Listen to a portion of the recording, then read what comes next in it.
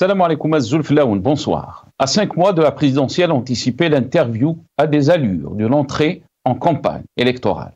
Al-Majid Tebboune s'est offert un plateau média pour dérouler ses idées avec quelques annonces pour le moins difficiles à croire.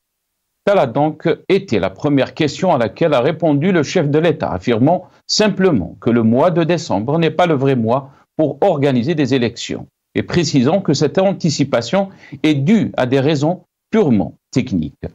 Conscient des retours négatifs et du sceptisme naissant quant à ce report, M. Al-Majid Tebboune s'est contenté d'affirmer tout cela n'est que philosophie et spéculation. Ceux qui t'aiment y verront quelque chose de positif. Ceux qui détestent retiendront le négatif. Avant l'heure, ce n'est pas l'heure, a souri Al-Majid Tebboune lorsque la question sur une nouvelle présentation aux élections lui a été posée. Tebboune a insisté sur le fait que 5 mois séparent la date de l'interview et la tenue des élections, durant lequel la présidence devrait arriver au bout de son programme. Mais allons même au-delà de tout projet de réélection, le président sortant s'est projeté en 2027, date butoir où il table sur une augmentation de 100% des salaires et du PIB du pays. Ammi Tebboune signifie oncle Tebboune, lui a glissé le journaliste pour commencer.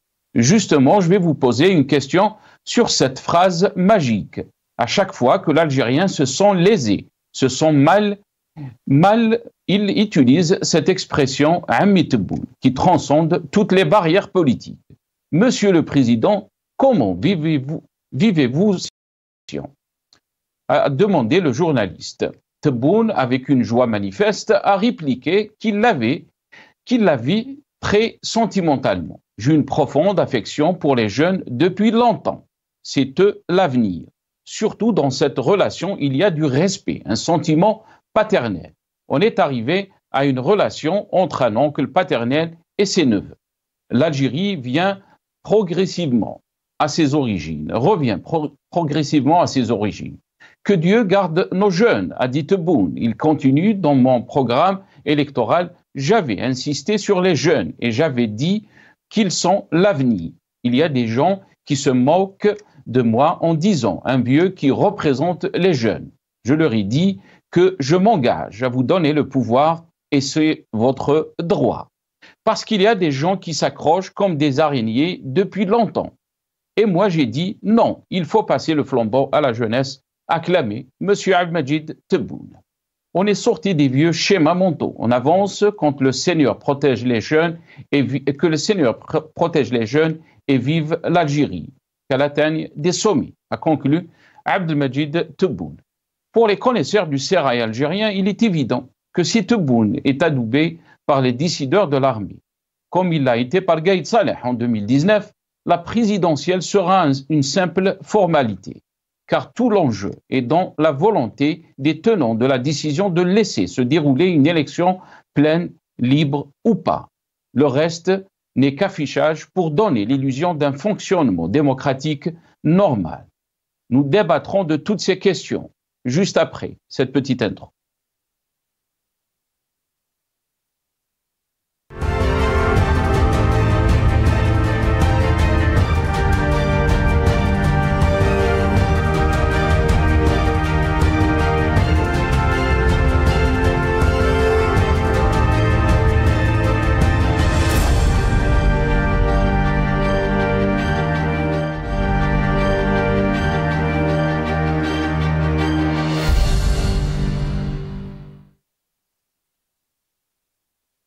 Élection anticipée, Tebboune confirme la continuité du système. C'est le titre de notre émission pour ce soir.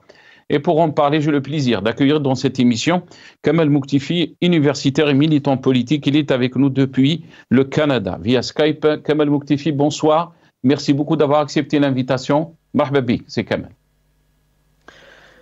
Merci Nassar pour l'invitation. Bonsoir à vous aussi. Bonsoir à l'équipe de Maghribia. Bonsoir à vos invités. Bonsoir à tous ceux et celles qui nous écoutent aujourd'hui. Merci beaucoup Kamel, merci. On a le plaisir aussi d'accueillir Riyad Ouarab, militant politique. Il est avec nous aussi via Skype depuis Paris. Riyad Ouarab, bonsoir. Merci beaucoup d'avoir accepté l'invitation. Marhaba bik, c'est Riyad. Bonsoir Nasser, bonsoir à toute l'équipe de Maghrébien, bonsoir à votre invité, bonsoir à tous les téléspectateurs et les téléspectatrices de Maghrébien. Merci pour l'invitation Nasser. Merci Riyad. Barakallahu fik. On aura aussi, espérons, Rachid Hassani, secrétaire. Rachid Hassani, qui est secrétaire national du RCD, chargé à la communication. Il est avec nous depuis Alger, par téléphone. Rachid Hassani, bonsoir. Merci beaucoup d'avoir accepté l'invitation. Marhaba bek, c'est Rachid. Allô? Oui, on vous entend très bien. Allô? Oui. Bonsoir Nasser, bonsoir à tous ceux qui regardent le Maghrébien à l'instant et bonsoir à vos invités. Merci pour l'invitation. Merci beaucoup Rachid, merci beaucoup d'avoir accepté l'invitation. Je sais que vous avez une petite urgence, donc on ne va pas vous garder pour longtemps. Je vais commencer par vous, Rachid Hassani. Vous êtes, je rappelle, le secrétaire national du RCD chargé à la communication. Comment vous avez suivi donc cette interview d'Amedjid Tebboune? Essayons d'expliquer les raisons donc de cette décision d'anticiper, donc de faire avancer les élections présidentielles, d'écourter son mandat. On va écouter un petit passage concernant la question qui concernait donc sa candidature et je reviens juste après à vous. On écoute Amedjid Tebboune.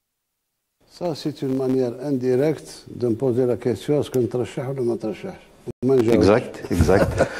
وما نجاوبكش لأن avant l'heure ce n'est pas l'heure. وأعتقد أن ماهوش وقتها. مازال فيه برنامج ولازم نوصلوا البرنامج تاعنا. هذا البرنامج تاعي برنامج مازال فيه 5 شهور قبل الانتخابات. Ça, c'est une manière indirecte de me poser la question est-ce que نترشح ولا ما نترشحش؟ وما نجاوبكش. Exact. وما نجاوبكش لأن avant l'heure ce n'est pas l'heure. وأعتقد أن ماهوش وقتها. مازال فيه برنامج ولازم. Donc, Rachid Hassani, مازال فيه برنامج. Il y a encore un programme donc pour lui, pour Amedjid Tebboune, qu'il doit finir. On parle de 5 mois. Donc, avant le début de cette élection présidentielle. En 5 mois, il a parlé de beaucoup de choses aussi. Il a parlé aussi de l'aspect économique, de l'augmentation, donc de doubler, si on peut dire, les salaires, mais aussi du PIB, le produit intérieur brut. Il a avancé un chiffre. Beaucoup d'observateurs ont parlé que Amedjid Tebboune s'est lancé déjà dans une campagne électorale qui ne dit pas son nom. Qu'est-ce que vous en pensez de cette interview, Rachid Hassan? En tout cas, pour nous, au parti, pour le Rassemblement pour la culture et la démocratie, le RCD, cette interview, cette pseudo-entretien avec la presse, avec des journalistes qui sont triés sur le volet, avec des journalistes qui n'ont de journalistes que le nom, qui posaient des questions qui ont été préparées à l'avance, avec des questions qui sont préparées à l'avance. Cet entretien n'a pas apporté quelque chose de nouveau, bien au contraire, il a rajouté de la confusion à la confusion, et je m'explique, parce que déjà à l'annonce des élections anticipées, tout le monde était étonné, tout le monde était surpris par cette annonce d'élection anticipée 3 mois du rendez-vous. Donc, les Algériens attendaient à ce que des explications soient fournies pour un temps soit peu donner les raisons de cette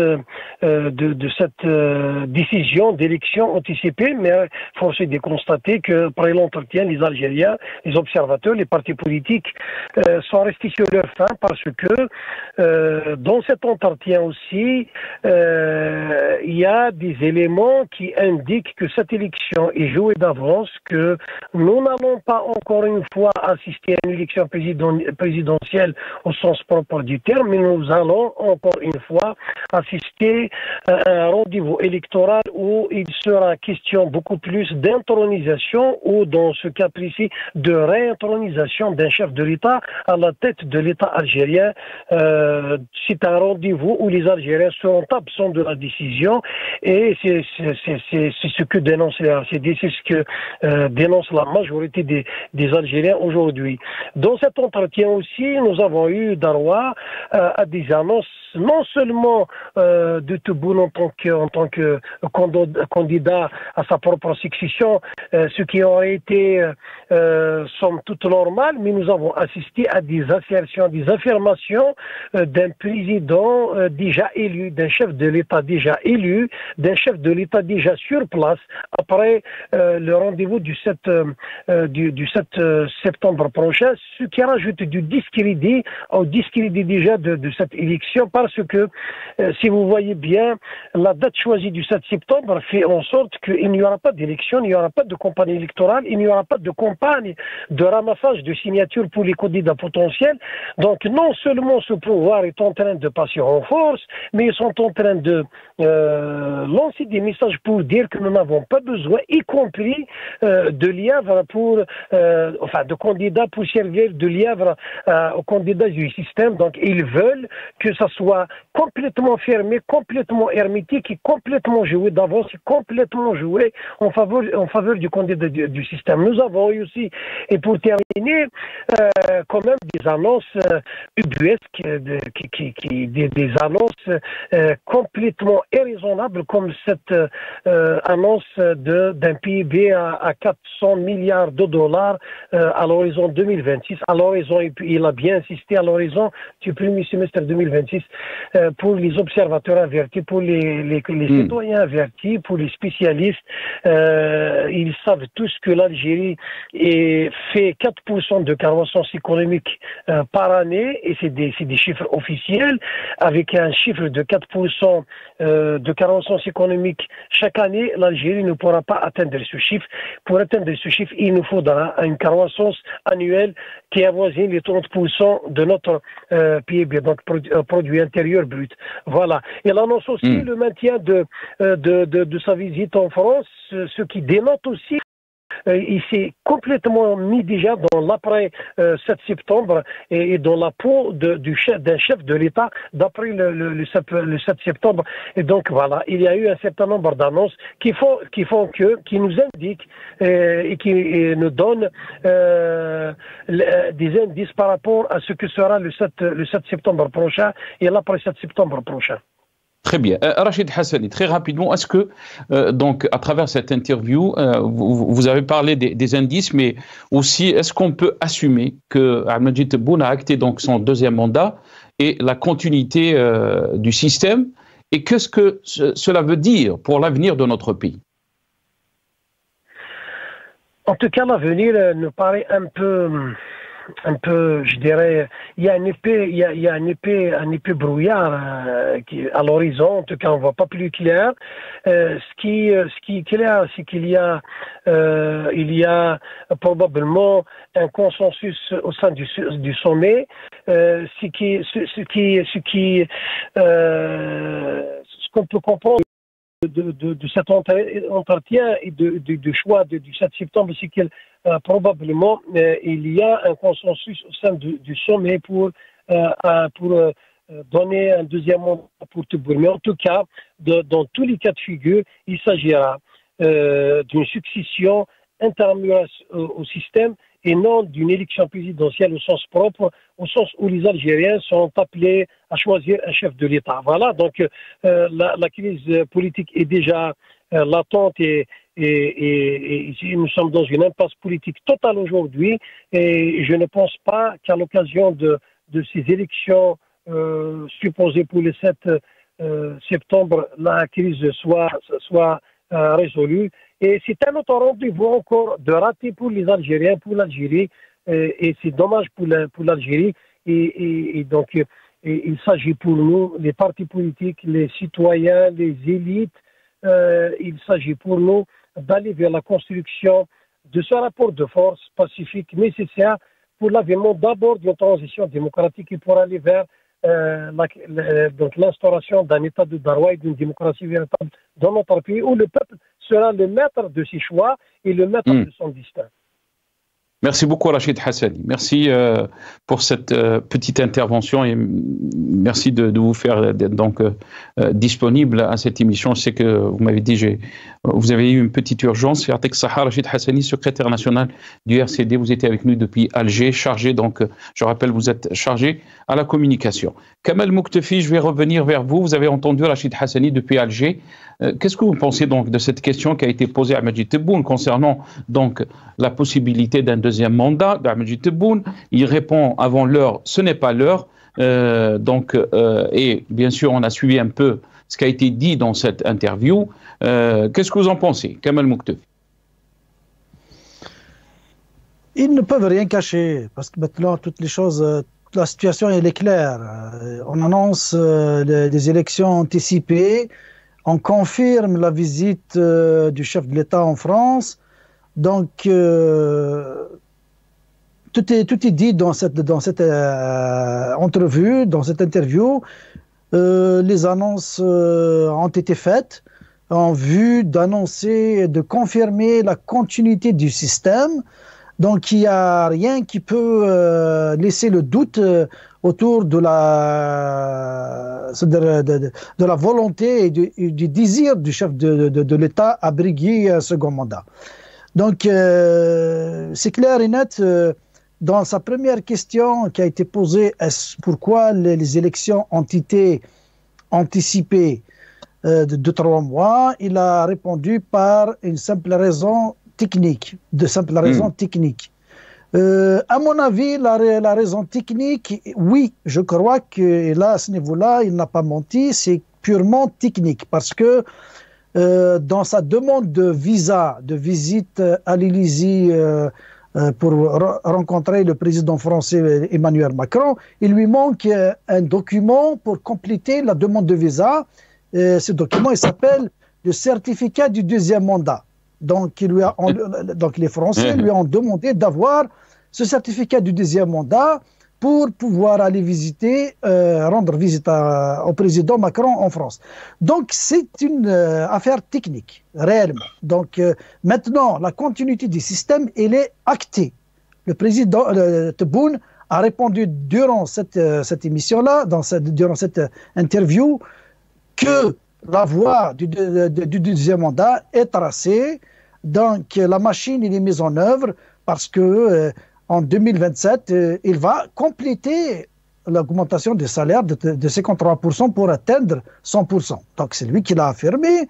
Et il a des projets encore qu'il a annoncé qu'il va réaliser. Donc, c'est une façon de confirmer que le second mandat est né, c'est-à-dire le 7 septembre prochain, n'est qu'une formalité pour reconduire le système encore pour 5 ans. On va regarder ce petit passage, Kamal Mouktefi, puisque vous avez parlé donc aussi d'autres déclarations qui sous-entendent qu'Al-Majid Tebboune restera donc, va briguer un deuxième mandat. On va regarder donc ce petit montage, qu'on a fait avec ces petites déclarations, d'Al-Majid Tebboune. Ça, c'est une manière indirecte de me poser la question, est-ce que نترشح ولا ما نترشحش؟ Exact. وما نجاوبكش لأن avant l'heure, ce n'est pas l'heure. وأعتقد أنها ماهوش وقتها. On va essayer d'arriver à 2026-2027 avec le reste de ce qui reste pour doubler les salaires. C'est-à-dire on est à 47%, nous نزيد à 53% تاعها. Fin 2025, début, premier trimestre, semestre 2026, le PIB interne, Inch'Allah, va dépasser les 400 milliards de dollars.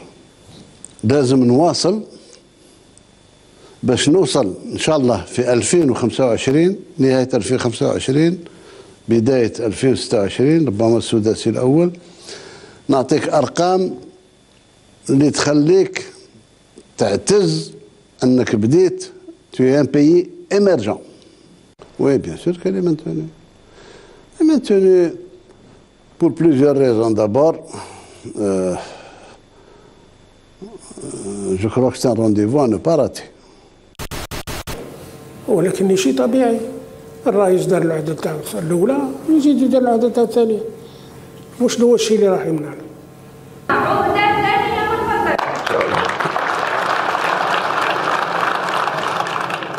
ربي يجيب الخير ان شاء الله.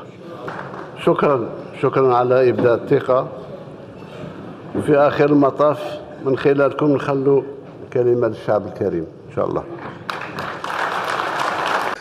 وما نجاوبكش لان افون لور سني با لور. Riyad Ouarab, je vous donne la parole, Riyad. Qu'est-ce que vous en pensez? Vous avez entendu bien sûr Rachid Hassani depuis Alger, mais aussi Kamel Mouktefi sur la question du deuxième mandat. Ce petit montage donc de cette petite vidéo très clair. Le chef de l'État, Majid Tebboune, a du pain, si on peut dire, sur la planche. Il est là, il restera, d'après ses déclarations. Oui, apparemment, la junte militaire ou les habitants du club des Pins ont décidé de le reconduire donc à la tête de notre cher pays.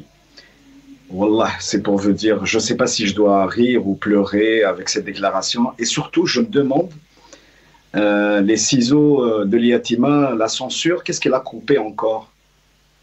Qu'est-ce qui a été encore censuré plus que ça? Si on passe ça à la télé, dire qu'on va passer d'un PIB de 180 ou de 200 milliards de dollars à 400 milliards de dollars, même la Chine, ça lui a pris 10 ans pour doubler son PIB.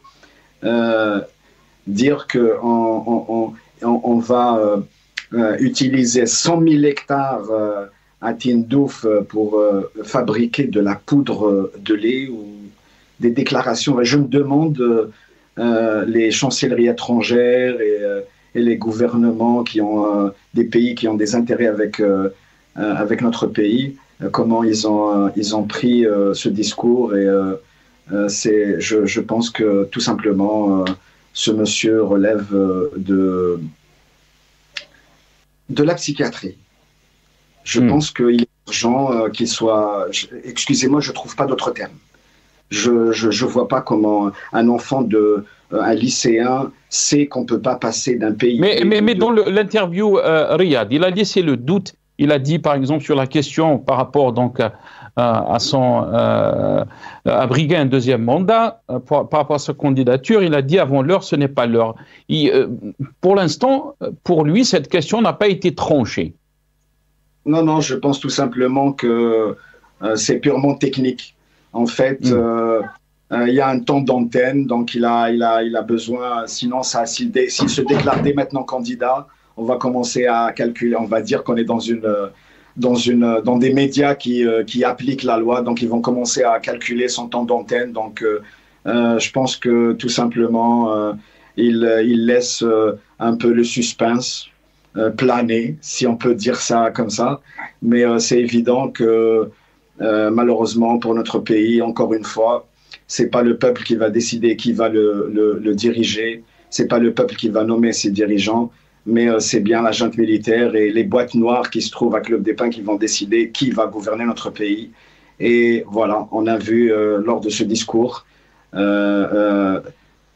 comment la présidence algérienne, comment cette institution va être gérée par une personne qui paraît incapable et complètement déconnectée de la réalité, incapable de la moindre perspective pour notre pays.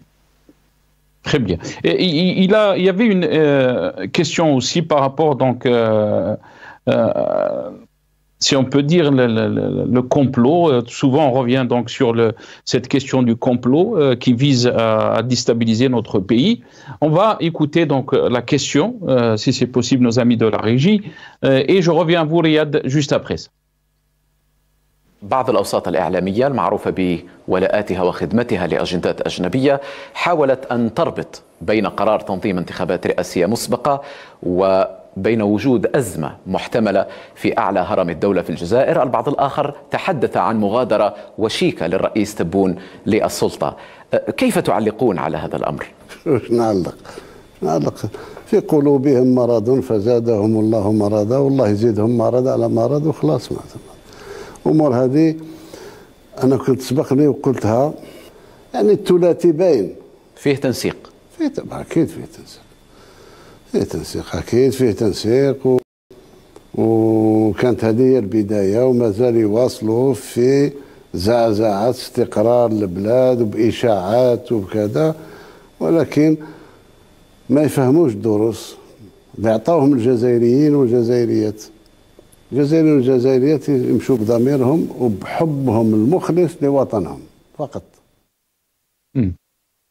Riyad Ouarab, quelle est votre réaction par rapport donc à la réponse d'Amedjid Tebboune, cette question qui a été posée par rapport donc à ce trio de Tachar, ce trio qui veut du mal à l'Algérie, il veut déstabiliser l'Algérie. Bien sûr, la question qui se pose, les Algériens étaient dans le flou total par rapport à cette décision qui a été prise d'anticiper les élections présidentielles. C'est une décision qui est importante pour notre pays, pour le peuple, pour son avenir. Et on l'a laissé dans le flou total. Et quand on se pose les questions, on se demande, on se pose les questions pourquoi donc cette décision a été prise. On entend donc, vous entendez donc la réponse d'Amedjid Tebboune. Votre réaction quand on entend des réponses pareilles, qu'est-ce que vous en pensez, Riyad? Je pense que déjà indirectement, il a confirmé sa candidature, je pense. Hein. Et aussi, ces pays et ces pays qui sont derrière, les intérêts qui sont derrière ces pays, n'auraient jamais osé s'immiscer dans notre environnement immédiat, que ce soit en Libye ou dans les pays du Sahel. Ils n'auraient jamais pu s'immiscer s'il y avait un régime légitime, un régime et des institutions qui tirent leur légitimité du peuple. Ils n'auraient jamais osé s'approcher aussi près de nos intérêts et de notre région. C'est parce qu'il y a un régime faible, c'est parce qu'il y a une junte militaire et sa façade civile qui sont complètement aux mains, avec des mains et les poings liés et complètement sous le joug de ces pays-là. Ils ont des dossiers de crimes contre l'humanité contre eux, ils ont des dossiers de corruption contre eux, ils les tiennent et ils ne peuvent pas bouger. Et c'est comme ça que ces pays-là ont osé s'immiscer dans nos affaires régionales et ils vont continuer avec ce régime au pouvoir, avec ces gens-là au pouvoir, avec cette junte militaire qui ne veut pas se retirer et laisser la place à la souveraineté populaire. C'est avec cette junte-là que le pays risque. Mais quand il dit le trio, Riyad, je vous ai coupé la parole. Quand il parle du trio, il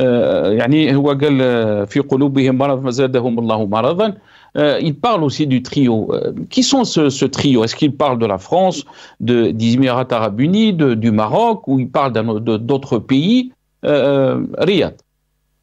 Effectivement, je pense qu'il parle des Émirats et des pays qui les soutiennent. Il faut dire que les Émirats, tout le monde sait qui est derrière eux. Il y a l'État sioniste qui est derrière eux. Il y a des intérêts, il y a les Français, il y a les Américains, il y a les Russes. Ces gens-là sont les sous-traitants de ces pays au gré des intérêts, au gré de celui qui paye le plus. Et ces gens-là, ces pays, ces pseudo-pays qui ont une surface équivalente à la moitié d'une wilaya en Algérie, qui ont une population qui est pareille, qui n'arrive pas à la moitié de la population d'une wilaya dans notre pays. Ces pays-là et ces intérêts essayent de déstabiliser notre pays, effectivement, en se basant, en utilisant, en essayant de manipuler cette junte militaire et cette façade civile de ce pouvoir. Et ces gens-là, et ce pouvoir illégitime, fait prendre des risques au pays.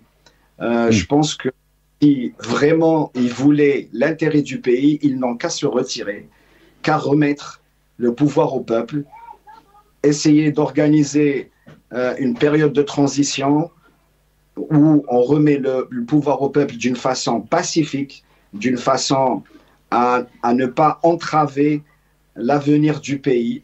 Et c'est comme ça que le pays sera plus fort. C'est en ayant des institutions légitimes que le pays sera plus fort et que sa parole et la parole du peuple algérien sera respectée dans les instances internationales.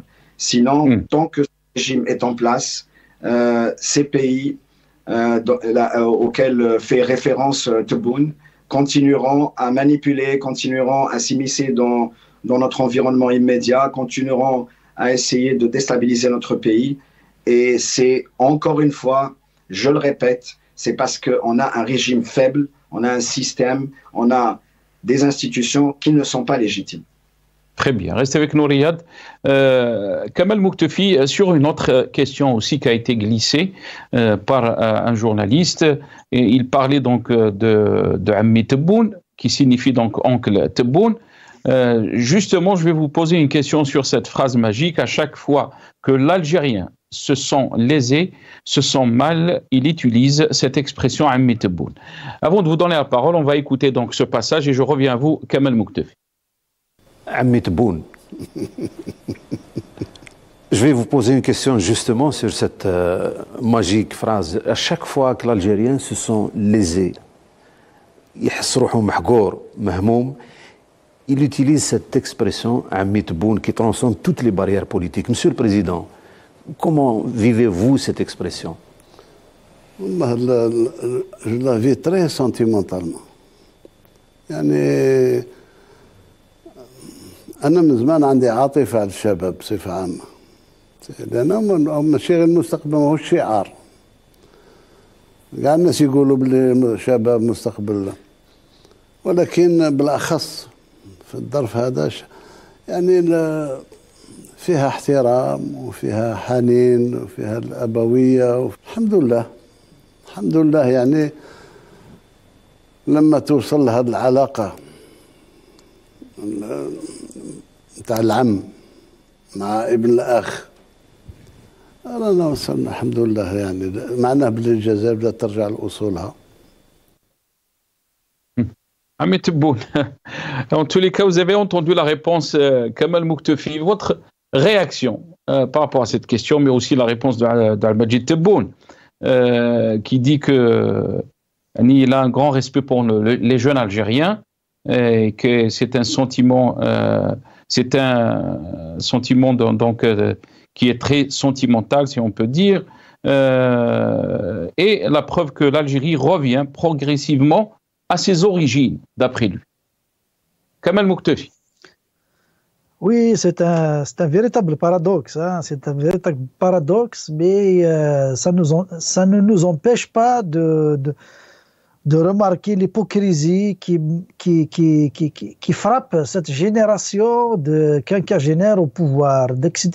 C'était octogénaire, voire même octogénaire. C'est des gens qui approchent la 80 ans, ils sont à 80 ans au pouvoir. C'est une façon de profiter de leur retraite aux frais de l'État. S'il a du respect envers les jeunes, s'il a du respect envers le peuple, il n'a qu'à partir pour ne pas compromettre l'avenir du pays encore. C'est ce qu'il est en train de faire. Il est en train de compromettre l'avenir de cette génération à laquelle, soi-disant, il témoigne son respect, ces jeunes. Le Sénégal est un pays africain, il vient de se donner un président qui est à l'âge de 44 ans. Il y a 37 ans, 33 ans de différence, d'écart entre lui et le président sénégalais. Demain, s'ils le rencontrent, est-ce qu'ils vont parler le même langage? Je ne pense pas, parce que il est de notre âge. Tout respect pour tous les hommes et toutes les femmes de cet âge-là. Ils ont fait leur vie, ils ont réalisé leurs objectifs qui collaient avec leur vision, avec leur éducation, leur culture, leur époque. Maintenant, ils doivent laisser place aux jeunes de décider de vivre leur époque comme ils l'entendent. Donc, ce n'est pas à Ammi Tebboune de dire à un jeune de 30 ans d'aujourd'hui comment il doit vivre sa vie. Donc, s'il a du respect envers ce jeune, il n'a qu'à partir. Donc, mais cette hypocrisie dont j'ai parlé, c'est une hypocrisie qui tend à utiliser le sentimentalisme pour dominer la société. Vous ne pouvez plus gagner la sympathie du peuple par par de simples affichages de visage ou d'expression montrant les sentiments d'un président vers ce pays. On ne vous demande pas d'être sentimental, on vous demande d'être politique, d'être responsable et de quitter le pouvoir. Vous n'avez rien à faire, vous n'avez rien à dire. Regarde, l'image que vous voulez démontrer maintenant, ils sont tous à l'âge de la retraite. Qu'est-ce qu'ils font là au pouvoir? S'ils ont du respect envers ces jeunes, ils doivent partir. Moi, l'image que j'ai eue quand j'ai écouté cette vidéo et quand je suis arrivé à cette image-là qu'il dégage, il me rappelle un personnage qu'on a vu dans la télévision, Didi Barachou, si vous vous souvenez. C'est exactement... oui. Je ne peux pas m'empêcher de le mettre, de faire une transposition comme ça, de dire, voilà, nous avons un Didi Barachou à la présidence de la République. Mais ce Didi Barachou qui a gagné la sympathie du peuple algérien, et il est sympathique, oui, mais il était à sa place, il n'est pas président. Donc, il n'y a pas de sympathie ni de sentiment quand on est président. Quand on est président, on se soucie de l'avenir de sa nation, on se soucie de l'avenir de ses jeunes. Mais quand on n'a pas les moyens, ni les facultés psychologiques, ni les capacités intellectuelle, ni la formation qu'il faut, ni les aptitudes pour répondre aux exigences de cette génération, eh ben, on quitte le pouvoir. Donc, on ne joue pas au sentiment. Donc, on ne va pas essayer de faire dans le sensationnalisme. Le journaliste, il est complice. Ouais, je déplore le journaliste qui a mon âge, autour de la cinquantaine, qui joue avec ça, avec le feu, avec un président. Regarde. On est passé de Fahametohu à Mitbou. Qu'est-ce qu'ils vont nous inventer encore? Donc, très bien. Donc ça veut dire rien n'est sincère de leur part. Très bien. Restez avec nous, Kamal Mouktifi. Je ne vais pas dire Ami Kamal. On va donner la parole à Riyad. Riyad, donc sur cette question, on va essayer de réécouter donc ce passage, cette question qui a été posée par le journaliste à Majid Tebboune concernant donc cette expression de Ami Tebboune. Ami Tebboune, je vais vous poser une question justement sur cette magique phrase. À chaque fois que l'Algérien se sent lésé, il utilise cette expression Ami Tebboune qui transcende toutes les barrières politiques. Monsieur le Président, comment vivez-vous cette expression? Je la vis très sentimentalement. يعني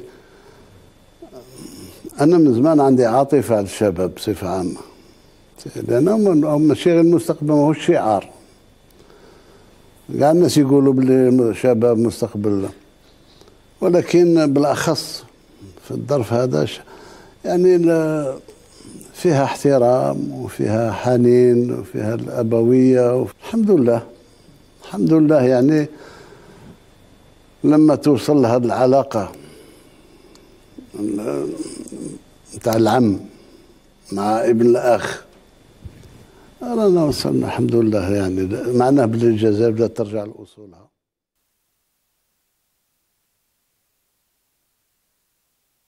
Riyad, qu'est-ce que vous en pensez, Riyad, votre réaction? Donc, c'est une expression qui transcende toutes les barrières politiques. Riyad Ouarab. Oui, comme d'habitude, hein, le police CSI, il fait son travail, hein, il crée à chaque fois des mots comme ça. Il n'y a pas que Almé, hein, il y a plusieurs choses. Mais quand il parle de Shabab, Shabab rend l'ihbas. Les jeunes, ils sont en prison. Il y a des jeunes que la justice, aux ordres, a émis des jugements et des jeunes sont en prison pour 5 ans, 7 ans. Des jeunes sont torturés encore en Algérie en 2024 et parfois dans les mêmes endroits où la France coloniale torturait le Moudjahidine.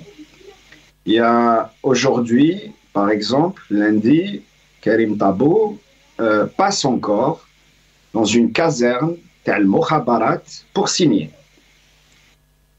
De quels jeunes il parle?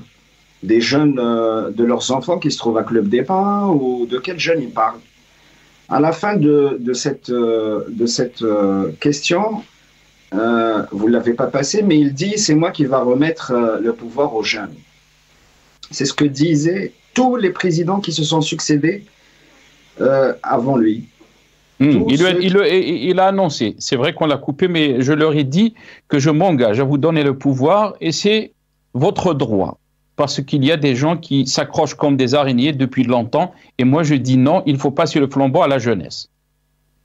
Voilà, au moins ils savent très très bien ce qu'ils sont en train de faire. Ils savent. Pourquoi ils n'organisent pas dès maintenant une période de transition? Pourquoi ils ne relâchent pas les jeunes qui sont en prison? Pourquoi les jeunes continuent à l'harga et continuent à risquer leur vie pour traverser la Méditerranée? Pourquoi actuellement, dans notre pays, il n'y a pas une rue, il n'y a pas un quartier, il n'y a pas une ville où il n'y a pas de la drogue qui est distribuée à grande échelle? Pourquoi la corruption, elle a encore explosé dans notre pays? Pourquoi la première entreprise du pays et de l'Afrique, pratiquement, la Sonatrach, pourquoi elle est paralysée? Pourquoi c'est l'incompétence qu'on nomme à des postes de responsabilité et non pas les compétences? L'Algérie, elle a enfanté des enfants, elle a enfanté des jeunes, elle a formé, il y a des gens très compétents, mais on ne les laisse pas prendre le pouvoir. On les laisse pas prendre des postes, que ce soit dans les entreprises publiques ou dans les administrations publiques. C'est l'incompétence qui est nommée. Mazel le ma'rifa, mazel le bni ammis, le bni ammis, qui est nommé dans des postes où ils n'ont aucune compétence, et on le voit dans des entreprises publiques telles que Sonatrach, ou telles que Air Algérie, ou Algérie Ferries, ou d'autres encore entreprises. Et de quoi il parle? De quoi il parle, ce monsieur? À chaque fois, c'est pareil. Du temps de Bouteflika, c'était pareil. Tous les présidents, en fait, qui se sont succédés, tous les présidents qui ont été nommés par cette junte militaire, à chaque fois, ils nomment des gens comme ça, qui n'ont aucune compétence, qui viennent avec des discours creux. À chaque fois, c'est la même chose. Et le temps passe, et des générations sont sacrifiées. Et le pays, il est à chaque fois encore plus à genoux, à la merci de puissances étrangères qui en font ce qu'ils veulent. 45 millions en dehors de l'histoire. On est carrément en dehors de l'histoire. On n'est rien. On n'est rien. On n'a pas de poids. On parle. Notre voix n'est pas écoutée. Et qu'est-ce que cela veut dire, Riyad, sur l'avenir de notre pays, puisque vous êtes en train de parler de cet avenir, mais aussi de la situation actuelle. Qu'est-ce que cela veut dire si donc ce deuxième mandat a été acté? Donc il y a aussi la continuité des mêmes politiques. On a vu dans le premier mandat de la Majid Tebboune, on a vu aussi des échecs, les conséquences par rapport à notre pays, si cette même politique va être donc reconduite, si on peut dire. Malheureusement, on va le voir très très vite, quand Tebboune sera reçu ici en France, on va le voir à coup de concessions, à coup de contrats. Et cette fois, ils vont passer carrément à la vitesse supérieure. On va voir que des wilayas vont être mises à la disposition de pays où on va avoir des zones vertes comme en Arabie Saoudite ou comme en Irak. Il va y avoir des zones vertes où il va y avoir des étrangers qui vont venir, qui vont investir, mais ça sera des enclaves. Ça ne va pas bénéficier ni au peuple, il n'y aura pas de transfert de technologie, il n'y aura pas de développement. Ça sera juste des zones où des multinationales vont investir parce qu'ils ont besoin d'exploiter les richesses et les minéraux qui se trouvent dans notre pays. Les métaux rares, par exemple, la France en a besoin. Elle a besoin de zinc et de plomb, par exemple, pour ses usines, pour fabriquer des batteries à l'industrie automobile. C'est ce qu'on a vu, par exemple, la mine de Talla Hamza, qui a été réactivée juste pour fournir du zinc et du plomb à l'industrie automobile qui va fabriquer donc des batteries. Ils ont besoin de métaux rares. Et ils ne vont pas se gêner avec ce régime-là, avec un régime faible, avec un régime illégitime, avec un régime dont la composante humaine est détenue et à la solde de ces pays, ils vont pas se gêner. Très bien, restez avec nous, Riyad. Kamal Mouktefi, quand on essaie de comprendre un peu les perspectives par rapport à notre pays, bien sûr, l'actualité, c'est que donc il y aura cette élection anticipée, présidentielle anticipée. Ahmed Tebboune briguera-t-il ou pas un deuxième mandat? Y aura-t-il une continuité du système? Toutes ces questions sont posées, bien sûr, par les observateurs qui suivent ce qui se passe en Algérie, mais aussi les Algériens inquiets de la situation et de l'évolution de notre pays.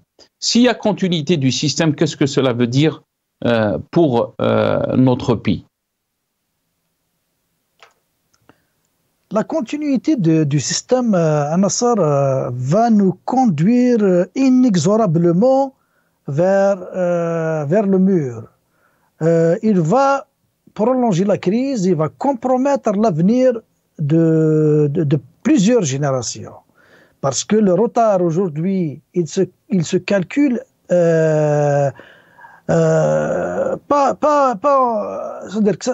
se calcule en milliards, il se calcule à une vitesse de la lumière, parce que l'évolution dans les technologies, ce n'est plus la même vitesse qu'on connaissait avant. Et on se pose la question, combien de temps nous fera-t-il pour récupérer le retard sur le plan des technologies? Est-ce qu'on aura les moyens de les acheter, ces technologies? Est-ce qu'on est en train de former des générations pour faire face, pour maîtriser ces technologies? Donc, les années 90, les années 80, les années 70 ne sont pas les années 2000. Les années 2000, c'est le développement de l'outil informatique a accéléré le développement dans tous les domaines chez les pays développés. Parce que aujourd'hui, l'informatique est un moyen facilitant dans la recherche, dans la gestion et dans tous les domaines. Et nous sommes restés à la traîne parce que nous accumulons retard sur retard. Et qui est responsable de ce retard? C'est le pouvoir. Regarde juste ce que produit l'école algérienne. Vous ne trouverez jamais un expert en pédagogie qui va vous dire que l'école algérienne elle est bien portante. C'est une catastrophe. L'école algérienne est une catastrophe. La maîtrise des langues, elle est vraiment à déplorer. On a créé un complexe dans la tête de l'Algérien vis-à-vis des langues étrangères. Nous avons accusé un retard énorme. Nous avons dépersonnalisé l'Algérien. Aujourd'hui, il se sent faible devant l'étranger. Il a un problème de crise de confiance en lui-même.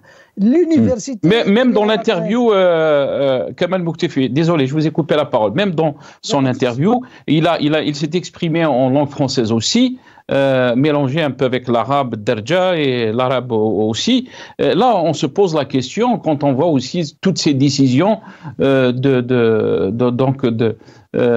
ne pas utiliser la langue française dans l'administration et tout ça, et qu'on a fait un peu la chasse aux sorcières, si on peut dire, par rapport à la langue française, et on le voit en train de répondre, et même un journaliste qui lui pose les questions en français. C'est la cacophonie totale, Kamal Mouktefi. C'est de l'hypocrisie, c'est de l'irresponsabilité, parce que c'est un président irresponsable lui-même. Vous avez décidé de jeter la langue française, parce que jeter la langue française, ça veut dire quoi? C'est prendre le cerveau de plusieurs générations formées dans la culture française, dans la culture francophone, et carrément la vider. Ça veut dire que c'est les tuer. C'est un génocide culturel qui est en train d'organiser.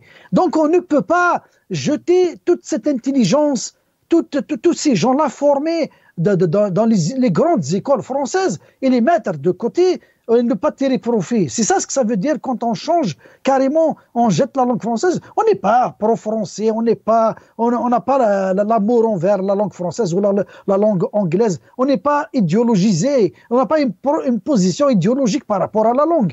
La langue est un outil. C'est comme vous dites, je prends un ordinateur et je le jette dans la poubelle et je commence à calculer avec un stylo. Non, un outil, il va vous faire gagner du temps. Un ingénieur formé en France avec une culture française et il est rentable pour la nation, il est plus disponible pour participer au développement. Mais si vous lui enlevez l'outil avec lequel il réfléchit, avec lequel il travaille, qui est la langue française, vous le tuez, vous le mettez, vous le handicapez, vous le mettez à côté, donc vous l'écartez, vous écartez des compétences, et c'est des compétences dont nous devons normalement tirer profit pour développer le pays. Donc nous sommes en face d'un pouvoir qui ne décide pas sur une base rationnelle, mais qui décide plus sur une base idéologique, aveuglante, et ils sont en train d'aveugler tout le peuple entier. Regarde actuellement tous les projets entrepris. C'est des projets qui vont être réalisés avec quoi? Avec quelles compétences? Ils sont dans le fantasme. Ils sont dans le fantasme. Ils sont en train de proférer des mensonges. C'est des mensonges auxquels le peuple ne croit pas. Il n'y a qu'eux qui croient à ces mensonges. Et quand on regarde dans le dictionnaire pour trouver c'est quoi le mot qui convient à cette affaire-là de proférer des mensonges et de les croire, c'est la mythomanie. C'est des mythomanes. Ce sont des mythomanes qui croient à leurs propres mensonges. Bien, restez avec nous, Kamal Mouktefi. Riyad Ouarab, votre réaction très rapidement parce qu'il ne me reste pas beaucoup de temps. Quand on analyse la situation politique, vous avez parlé aussi de la situation des droits de l'homme, mais aussi cette crise politique, cette fermeture du champ politique en Algérie, surtout depuis 2019, cette approche sécuritaire. Vous avez parlé aussi des détenus d'opinion. Face à cette situation, est-ce qu'on doit être inquiet de l'évolution de l'évolution de notre pays, surtout s'il y a donc s'il y a donc un deuxième mandat d'Ahmed Tebboune? Très certainement que la répression va aller crescendo. Ce pouvoir va continuer à essayer de faire taire les voix libres, les voix qui dénoncent la corruption, les lanceurs d'alerte, les gens qui sont là pour défendre les opprimés et pour défendre les gens à qui on a torturé, que ce régime a torturé. Donc les droits de l'homme dans notre pays passent un très mauvais moment. La Ligue des droits de l'homme, elle a été dissoute, des associations ont été dissoutes, des activistes et des militants des droits de l'homme sont harcelés par l'appareil judiciaire, ou alors ils sont en prison. Donc ça est crescendo malheureusement. Par rapport à ce que disait notre frère du Canada par rapport à la langue française, eux, leurs enfants, ils se battent pour avoir une place au lycée Alexandre Dumas à Alger. Leurs enfants sont dans des universités à l'étranger. Et les enfants du peuple, de Ammi Chab, on les laisse dans des situations... Merci Nassar, je sais que le temps... Merci Riyad. Je vous ai pressé un peu. Très rapidement, Kamal Mouktefi, Kamal Mouktefi, très rapidement, sur cette question donc, de la situation que vit notre pays en termes de fermeture politique, fermeture du champ médiatique, la question des droits de l'homme. Est-ce qu'on est dans la continuité du système? On revient donc, au titre de l'émission. Est-ce qu'on doit être inquiet après cette interview? Kamal Mouktefi, très rapidement, Kamal. Oui, très rapidement, en 30 secondes, je vais juste déconstruire cette image qu'ils veulent donner du chef de l'État, sympathique, ami, c'est-à-dire qu'il pense, il a un cœur lourd devant les jeunes et tout ça. Mais à côté, quand on regarde sa méchanceté, la méchanceté affichée à l'égard de Khaled Rani et de Qadi Hassan, Merci. Quand il s'est immiscé dans la justice en disant que Khbarjia et les a condamnés avant même qu'ils soient condamnés par le juge. Voilà. Merci beaucoup Kamal. Yatik Saha Kamal, désolé parce on doit rendre l'antenne. Merci à Kamal Mouktefi, merci à Riyad Ouarab, pardon. Merci à Rachid Hassani, merci à vous chers téléspectateurs. Sahaf Torkoum, Qawala.